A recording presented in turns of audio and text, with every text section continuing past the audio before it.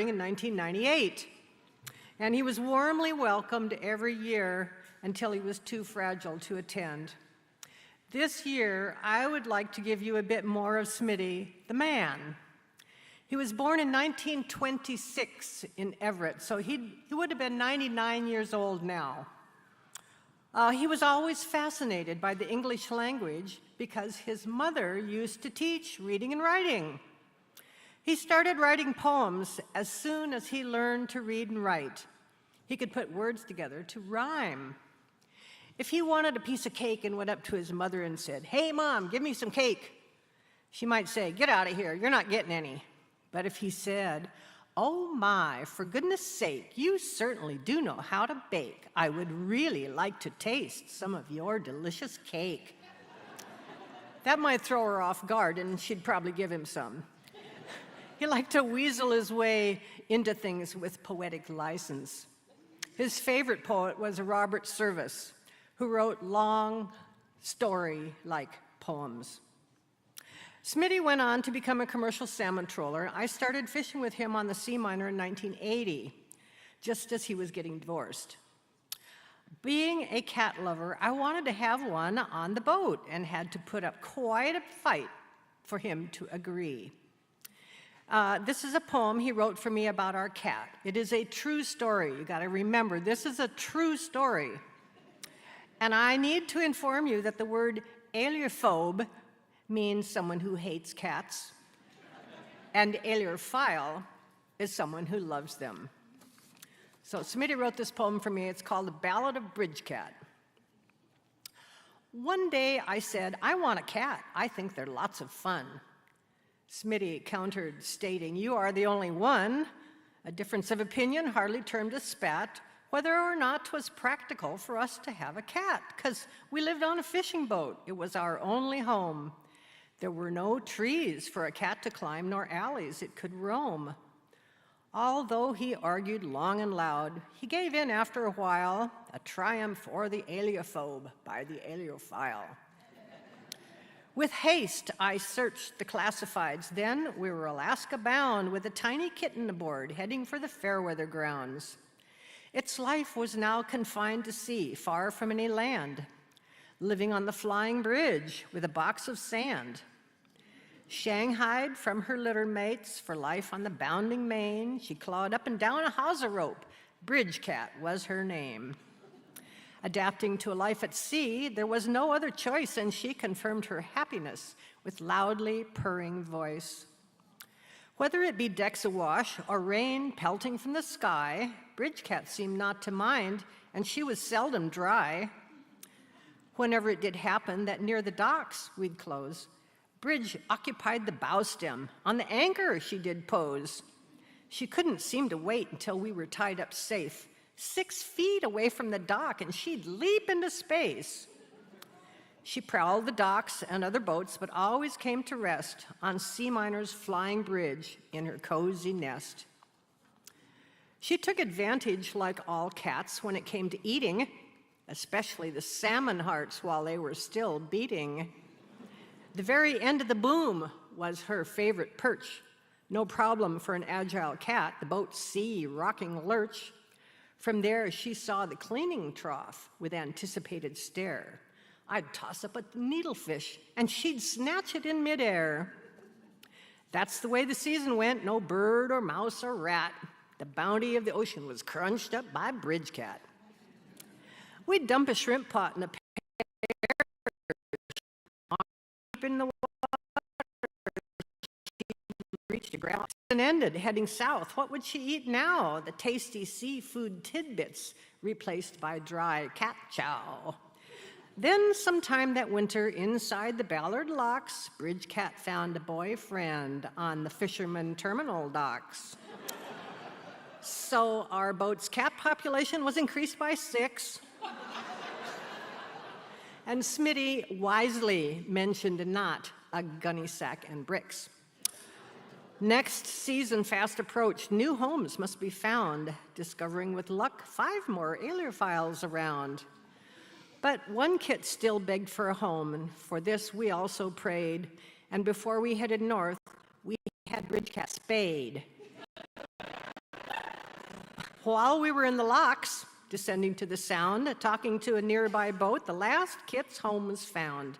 The locksman was a jewel, and whilst the kitten purred, he lowered down a bucket and to the other boat transferred. Oh, we were so happy at last our problem solved, but not so for poor Bridge Cat, her happiness dissolved. All the way up north we could tell that on her mind was the desperate hope that her kittens she would find. We made a stop in Ketchikan to pick up some supplies, and Bridge Cat roamed around the floats with searching eyes. Next morning, it was time to go, but my Bridge Cat was gone. And after days of futile search and call, we reluctantly went on. Fishing on the outside banks, some friends gave us a shout.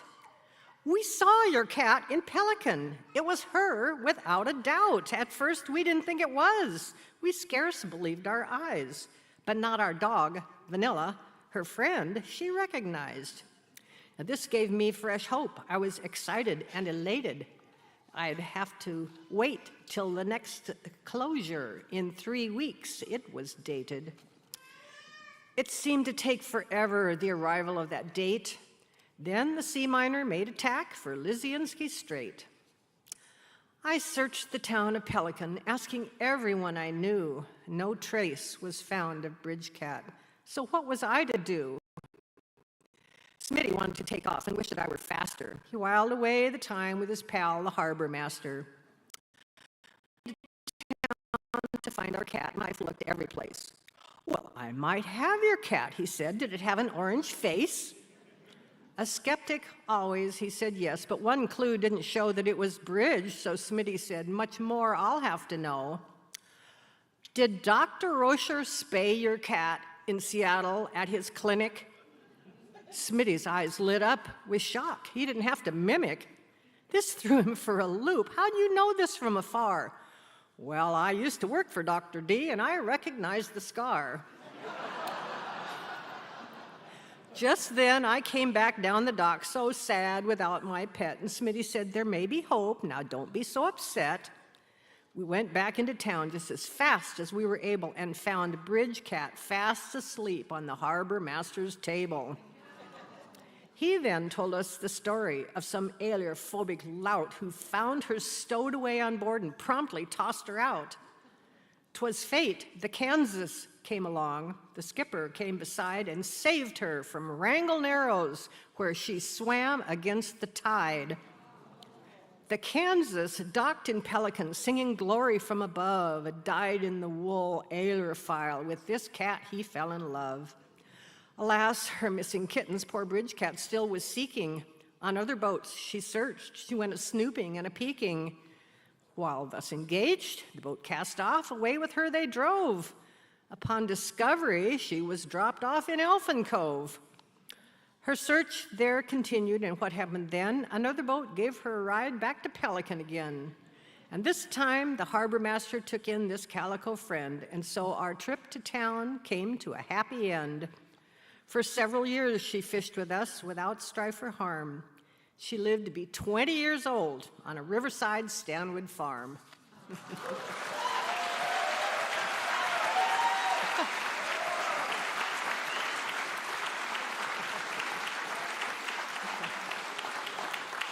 Thank you. True story. This next one is one of my favorite poems. It's short and sweet, and I had it put on a bronze plaque and mounted it on a large rock at the entrance to Thompson Boat Harbor in Sitka. And I have to apologize for people that were at the story circle and have heard this already, but I'm gonna read it anyway. It's called Mount Fairweather. Here's what it's like on the Fairweather grounds when the air is crisp and clear. Fishing 40 miles offshore, and the foothills disappear beneath the ocean's surface, and all that's left to show is a mountain range, clean and white, solid ice and snow.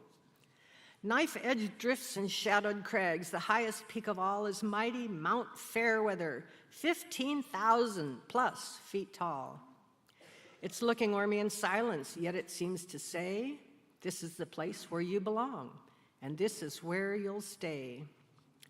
I have no sense of distance. Could I extend my hand and seek to feel the wispy vapor that crowns the lofty peak, or touch the sculptured snowfields and chasms bold, abrupt, where sharp and stern in black contrast the jagged rocks erupt? It's hard to take my eyes away, but there are fish to be caught. Can it be true this land was once for 7 million bought? Yet I think this was too great a monetary fee, because I've paid not a penny, and it all belongs to me.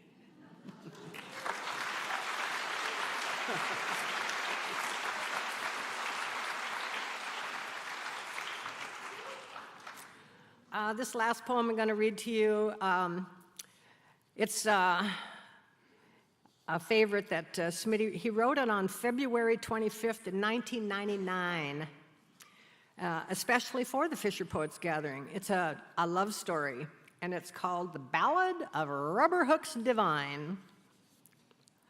According to a fisherman whose name was Divine, the world's a cafeteria. You get one trip through the line. With this fact then planted firmly in his mind, he set his sights on having the best that he could find. He was always dreaming of a life of luxury, but the way that things were going was likely not to be, because in order to accomplish these somewhat lofty goals, he sorely needed every fish that bent his trolling poles. So long and loud he would complain when a fish slipped off his line. Consequently, he was known as a Rubber Hooks Divine. By unjust fate or foul luck, lost fish his dreams were thwarted, resulting in domestic when he'd rather have imported. Resigned to screw-top bottles, no cork-stoppered stuff, be damned those fish that got away, making his life tough. He had a box of crackers, but no beluga caviar, and a beat-up old Chevy, but no fancy German car. Quality of life in intricate design. Those were serious matters for Rubber Hooks Divine. He had a lot of friends among the other trollers, but of course included were no megabucks high rollers. So when a cruise ship bound for Sitka happened by to pass, he seized this opportunity to view the upper class. Rubber Hooks maneuvered as close as he dared to sail. A real nice-looking lady was waving from the rail. Diamond necklace around her throat had slipped its fragile clasp, and tragically it fell away despite her frantic grasp. Diamonds sparkled in the sun as they plunged into the brine, and by chance became entangled on his port side bow line. Now,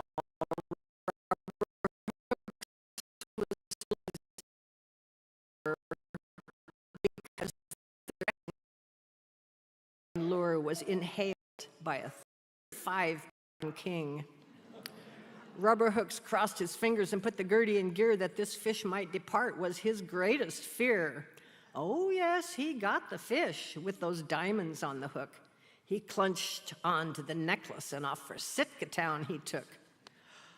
Well, on the way, he was overcome by the strangest feeling. If he kept and sold this necklace, in fact, he would be stealing. So he approached the cruise ship office and he left this note. I found a diamond necklace and I've got it on my boat. I want to return it because it isn't mine. I'm tied up to the fishing float. Signed, Rubber Hooks Divine. While he was cooking supper from the cabin door and knocking, Rubber Hooks looked out, and what he saw that was on the cruise ship deck. She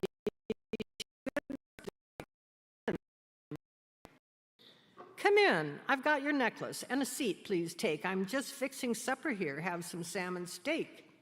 So they became acquainted as they began to dine on salmon steak and fried potatoes, washed down with screw-top bottled wine. The lady was impressed, and she began to feel that she'd never met a better man nor had a better meal. She said, I'm really jealous of the life you lead, so what I'm really hoping is a partner you might need. Deal was promptly made that fulfilled both their wishes. Rubber Hooks whistled, tying gear, and she sang while washing dishes. So from then on, They fished together, and although his nickname stuck, nevermore was Rubber Hooks heard to curse his luck. Thank you.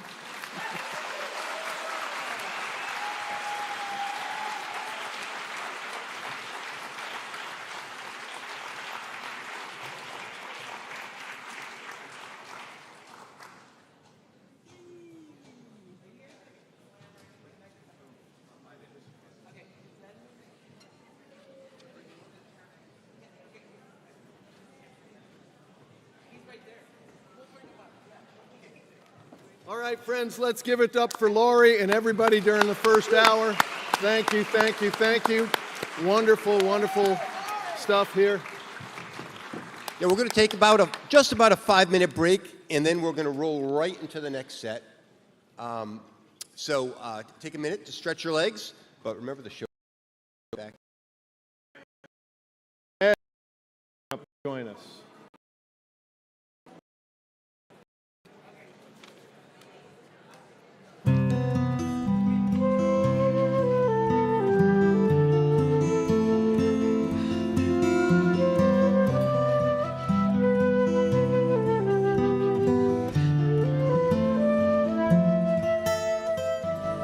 After a long, bitter, cold day on the water, I'm at the bar with a glass of bubbly ale, sharing salty tales with a few of my friends. The bartender hands me a large bay scallop shell. This shell, I said, is a big part of our way. Warms a chilly winter's night and a snowy day. Cold waters around us are now so clear. Bay scalloping was a livelihood for most of us here. Mackerel clouds overhead are moving on. We call it a sailor sky, and the wind lightens, flattening the water, bringing a following tide.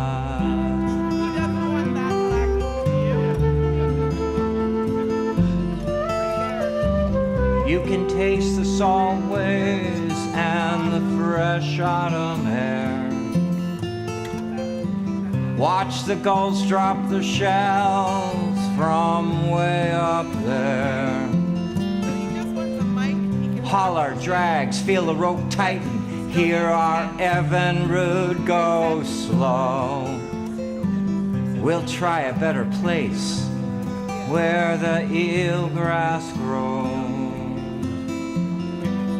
In the shucking shack, Susie's empty shells are piled way up high. No one matches her rhythm, her wit, and her welcome smile. She is the fastest cutter everyone knows. Can you hear me? Yes, great. Yeah, good. No one can match the speed that her shocking knife goes. Mackerel clouds overhead are moving on.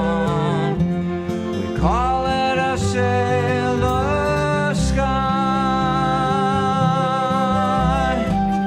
and the wind lightens, flattening the water. Okay, good.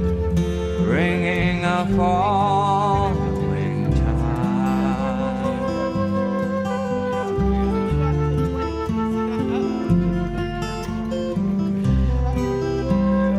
All right, friends, we're going to get going on our second hour.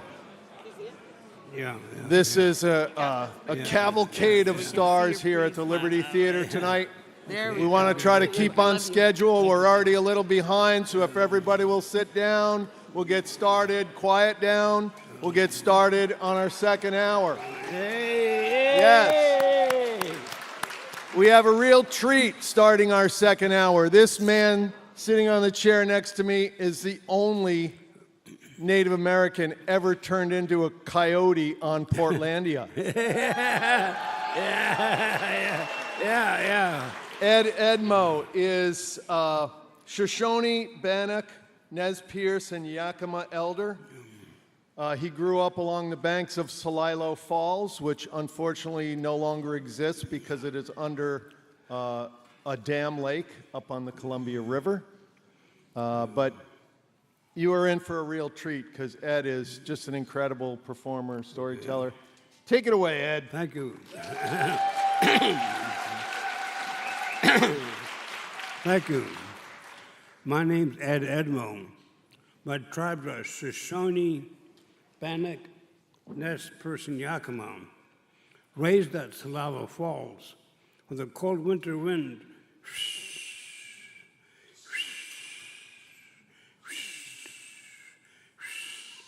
was blown down from eastern Oregon through the Columbia River Gorge. I picked up the many quilts made by loving hands, by mom, aunties, and grandma. There would be the crackle of the fire in the wood stove. My father would tell me stories. I thought I was getting stories. I didn't realize I was getting the culture handed down from generation to generation. If you don't know our culture, not a spectator sport, can you help me tell a legend later on? It'll be fun. I'm tired. I brought a friend of mine to help. Can everyone say, Grandma Goose, please come out? Grandma Goose, please come out. Don't worry, you'll get your double latte after the show. Grandma says the stories are handed down from generation to generation. No one knows how old these stories are. These stories were told to teach children how to act, not to be stuck up. Share, help those younger and smaller than you are. Respect your elders, don't take more than you need. Grandma says these stories about a magic time. How many people still believe in magic? Raise your hand. Yeah. For me, it's Social Security time. There were no people.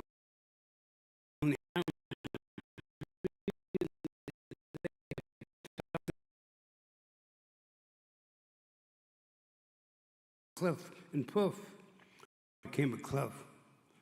But they got tired. Some changed color, some got the markings they got, some lost body parts, some became extinct, meaning they're not here. Can't think about it, Grandma.